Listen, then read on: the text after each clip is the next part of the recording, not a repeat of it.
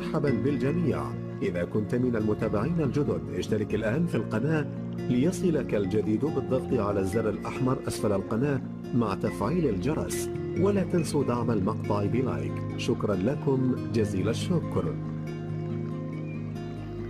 السلام عليكم ورحمة الله تعالى وبركاته. مشاهدي الكرام، في حلقة اليوم غادي نتكلموا على وصفة من وصفات زمان اللي فيها ثلاثة المكونات الطبيعية المعروفة بالخصائص العلاجية ديالها، مجربة، مفعول ديالها خرافي، التأثير ديالها مباشر على الصحة ديالنا. فهذه الوصفة فهي بصفة عامة لمن يعاني من الفشل العام والضعف العام، كتعطي الفرد قوة وكيحس بلا ديفيرونس ولا الفرق من أول استعمال. يعني ملعقة واحدة كل صباح سوف تغير المزاج اليومي لك، بالإضافة إلى أنها تقوي الأعصاب، تقوي الذكاء، تساعد على الحفظ خصوصا للأطفال، الناس اللي عندهم المشكل ديال التركيز الحامض البولي في الدم بشكل كبير. فهذه الوصفة تعمل على تخفيض الكرياتين أو الحامض البولي في مجرى الدم، بالإضافة إلى أن هذه الوصفة خصوصا في فصل الشتاء فتقضي على المشاكل ديال الشعب التنفسية، الانفلونزا، الزكام،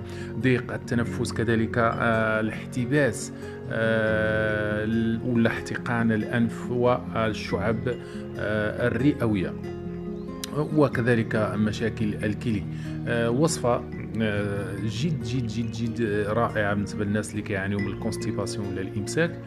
كيف ما قلنا المشاكل ديال الجهاز البولي ككل، فهي تعمل على تعديل الحموضة ديال الجسم، كتعمل على تطهير وتنقية المجاري البولية من الالتهابات والتعفنات. كيف ما كتعرفوا الثوم من المواد المعروفة كمضاد حيوي قوي كيقضي على الجراثيم وكذلك البكتيريا، وكيحد ويثبط النمو ديالهم. بالإضافة الناس اللي عندهم المشكل ديال الكونستيباسيون كرونيك ولا الإمساك المزمن، فهذه الوصفة أكيد سوف تساعدهم، وبالتالي غادي تساعدهم بشكل كبير على أنهم يتخلصوا من الإمساك وبالتالي المشاكل المرتبطة بالإمساك كانتفاخ البطن، كذلك التخمر الأغذية في البطن، بالإضافة إلى ظهور البواسير. كيف ما تعرفوا الإمساك من بين الأسباب اللي كتعطينا البواسير. الوصفة ديال اليوم غنستعملوا فيها زيت الزيتون، التين المجفف والثوم.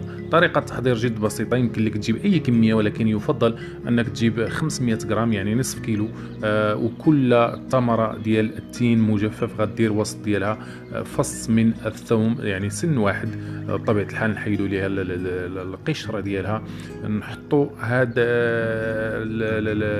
التمر ديال التين المجفف مع الثوم في في في في قدر للتبخير، نبخروه لواحد تقريبا 40 دقيقة باش يولي طري. من بعد كنوضعوه في واحد الإناء زجاجي ونخليوه، مشاهدي الكرام، نخليوه بعد إضافة كأس من زيت الزيتون بطبيعة الحال، نخليوه يتليبيراو ولا يتحرروا دوك الغازات اللي كتكون، نغطيه بواحد الشاش اللي خفيف ونخليوه يتحرروا منه الغازات. من بعد يمكن لك تقوم بعملية الدعس أو الطحن في إناء. طريقة التناول كيف ما قلت لكم ملعقة كل صباح على الريق. هذه الوصفة من التراث، من وصفات زمان، والنتائج ديالها كما قلت لكم ممتازة، وخاصة في الموسم ديال البرد، ويمكن لك تستعملها على طول السنة، ولكن خلال الفصل ديال الشتاء ولا الموسم ديال البرد فهي أكيد سوف تقيكم من النزلات البرد الحادة والمشاكل المرتبطة.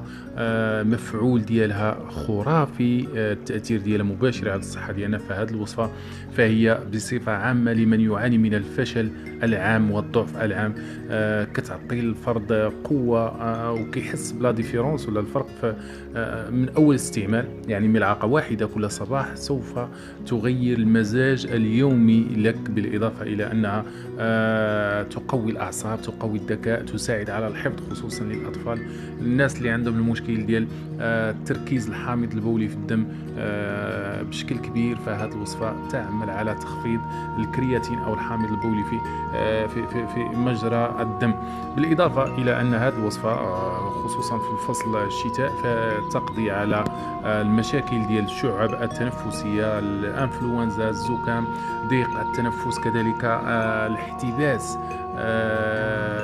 ولا احتقان الأنف والشعب الرئوية، وكذلك مشاكل الكلى. وصفة جد جد جد جد رائعه بالنسبه للناس اللي كيعانيوا من الكونستيباسيون ولا الامساك. كيف ما قلنا المشاكل ديال الجهاز البولي ككل، فهي تعمل على تعديل الحموضه ديال الجسم، كتعمل على تطهير وتنقية المجاري البولية من الالتهابات والتعفنات. كيف ما تعرفوا الثوم من المواد المعروفة كمضاد حيوي قوي كيقضي على الجراثيم وكذلك البكتيريا، وكيحد ويثبط النمو ديالهم. بالاضافه للناس اللي عندهم المشكل ديال الكونستيباسيون كرونيك ولا الامساك المزمن، فهذه الوصفه اكيد سوف تساعدهم، وبالتالي غادي تساعدهم بشكل كبير على انهم يتخلصوا من الامساك، وبالتالي المشاكل المرتبطه بالامساك كانتفاخ البطن، كذلك التخمر الاغذيه في البطن، بالاضافه الى ظهور البواسير. كما تعرفوا الامساك من بين الاسباب اللي كتعطينا البواسير. الوصفه ديال اليوم غنستعملوا فيها زيت الزيتون، التين المجفف والثوم. طريقه التحضير جد بسيطه، يمكن لك تجيب اي كميه، ولكن يفضل انك تجيب 500 غرام يعني نصف كيلو، وكل تمره ديال التين مجفف غدير وسط ديالها فص من الثوم، يعني سن واحد بطبيعه الحال، نحيدوا ليها القشره ديالها، نحطوا هذا التمر ديال التين المجفف مع الثوم في في في في قدر للتبخير، نبخروه لواحد تقريبا 40 دقيقه باش يولي طري. من بعد كنوضعوه في واحد الاناء زجاجي ونخليوه، مشاهدي الكرام، نخليوه بعد اضافه كاس من زيت الزيتون بطبيعه الحال، نخليوه يتليبيراو ولا يتحرروا دوك الغازات اللي كتكون، نغطيه بواحد الشاش اللي خفيف ونخليوه يتحرروا منه الغازات. من بعد يمكن لك تقوم بعمليه الدعس او الطحن في اناء. طريقه التناول كيف ما قلت لكم ملعقه كل صباح على الريق. هذه الوصفه من التراث، من وصفات زمان، والنتائج ديالها كما قلت لكم ممتازه، وخاصه في الموسم ديال البرد، ويمكن لك تستعملها على طول السنه، ولكن خلال الفصل ديال الشتاء ولا الموسم ديال البرد فهي اكيد سوف تقيكم من النزلات البرد الحاده والمشاكل المرتبطه بالانفلونزا.